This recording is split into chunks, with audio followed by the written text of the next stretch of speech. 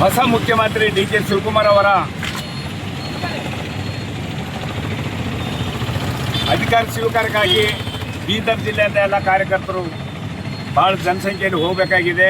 ಅದೇ ಪ್ರಕಾರ ತಮ್ಮೆಲ್ಲರಿಗೆ ಮುಖ್ಯಮಂತ್ರಿ ಹಾಗೂ ಕರ್ನಾಟಕ ಪ್ರದೇಶ ಕಾಂಗ್ರೆಸ್ಸಿನ ಎಲ್ಲ ಹಿರಿಯ ಧುರೀಣರಿಗೆ ನನ್ನ ಬೇಡಿಕೆ, ಕರ್ನಾಟಕ ರಾಜ್ಯದ ಕಪ್ಪು ಚುಕ್ಕೆ ಇರಲಾರದಂಥ ರಾಜಕೀಯ ಮಾಡುವ ಈಶ್ವರ್ ಖಂಡ್ರೆ ಅವರು 10 ವರ್ಷ ಸಚಿವರಾಗಿ, ಪ್ರದೇಶ ಕಾಂಗ್ರೆಸ್ ಕಮಿಟಿಯ ಕಾರ್ಯಾಧ್ಯಕ್ಷರಾಗಿ, ಸಂಸ್ಥೆಯ ಅಧ್ಯಕ್ಷರಾಗಿ, ಫ್ಯಾಕ್ಟರಿ ಅಧ್ಯಕ್ಷರಾಗಿ 16 ಅಧಿಕಾರಿಗಳನ್ನು ಚಲಾಯಿಸಿದಾರ. ಯಾವ ಅಧಿಕಾರದಲ್ಲಿ ಕೂಡ ಅವರು ಎಲ್ಲಿ ತಪ್ಪು ಮಾಡಿಲ್ಲ.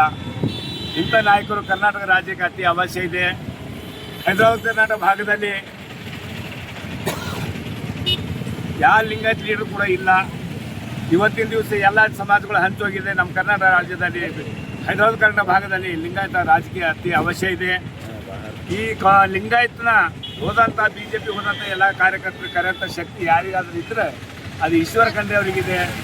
ಅದು ಕಾಂಗ್ರೆಸ್ಸಿನ ಎಲ್ಲ ಹಿರಿಯರಿಗೂ ಹಾಗೂ ಡಿ ಕೆ ಶಿವಕುಮಾರ್ ಅವರಿಗೂ ನಾನು ವಿನಂತಿಸಿ ಹೇಳುವುದೇನೆಂದರೆ, ಈಶ್ವರ ಖಂಡ್ರೆ ಅವ್ರದ್ದು ರಾಜಕೀಯದಲ್ಲಿ ಉಪಮುಖ್ಯಮಂತ್ರಿಯಾಗಿ ಅಧಿಕಾರ ಕೊಡೋದು ಅತಿ ಅವಶ್ಯ ಇದೆ.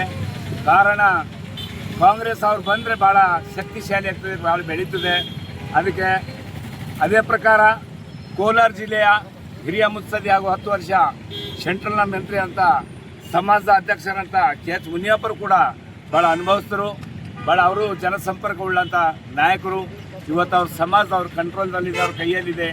ಅವ್ರಿಗೂ ಕೂಡ ಕರ್ನಾಟಕದ್ದು, ಯಾಕಂದರೆ ಅವ್ರ ಸಮಾಜಕ್ಕೆ ಮಾದಿಗ ಸಮಾಜಕ್ಕೂ ಕೂಡ ಅನ್ಯಾಯ ಆಗಿದೆ, ಮಂತ್ರಿಮಂಡಲದಲ್ಲಿ ಅನ್ಯಾಯ ಆಗಿದೆ. ಆಮೇಲೆ ನಮ್ಮ ಉಪಮುಖ್ಯಮಂತ್ರಿ ಇಲ್ಲಿವರೆಗೆ ಕೊಟ್ಟಿಲ್ಲ.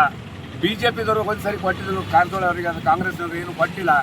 ಇವಾಗ KH ಮುನಿಯಪ್ಪರಿಗೆ ಕೂಡ ಕರ್ನಾಟಕದ ಕ್ಯಾಬಿನೆಟ್ನಲ್ಲಿ ಉಪಮುಖ್ಯಮಂತ್ರಿ ಸ್ಥಾನ ಕೊಡಬೇಕಂತೇಳಿ ನಾನು ಬೀದರ್ ಬ್ಲಾಕ್ ಕಾಂಗ್ರೆಸ್ ವತಿಯಿಂದ ಕೈ ಮುಗಿದು ಕೇಳ್ಕೊಳ್ತೀನಿ.